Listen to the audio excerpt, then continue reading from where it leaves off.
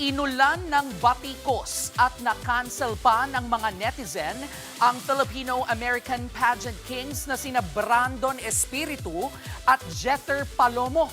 Dahil po yan sa kanilang happy statement sa isang viral video. Nasa frontline ng balitang yan, si MJ Marford.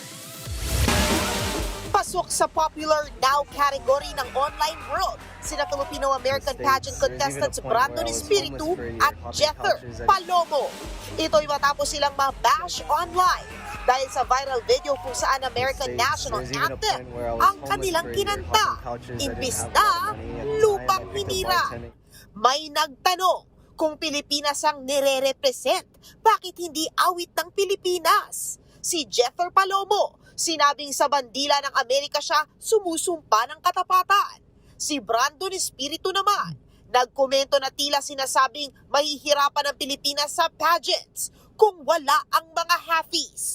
Halfies meaning foreigner na may halong dugong Pilipino. Dito na umini ang usapin.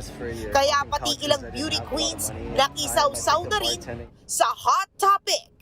Isa na rito si Miss Universe Philippines 2019 Gazini Ganados. Paalala niya, hindi lahi ang sukatan para makapagbigay ng karangalan sa bansa. Matapos ang batikos, binura ni Espiritu ang kanyang komento at nagsorry. Ayon sa kanya, padalos-dalos ang kanyang nasabi at hindi niya intensyon maliitin ang mga Pilipinong sumasabak sa pageantry. Naglawas na rin ang kanyang apology statement si Jether. Inamin din niya ang kanyang pagkakamali. Nilinaw rin ni Jether na bagamat may dual citizenship siya dahil ipinanganak siya sa Amerika, siya ay purong Pilipino at parehong Pilipino ang kanyang mga magulang.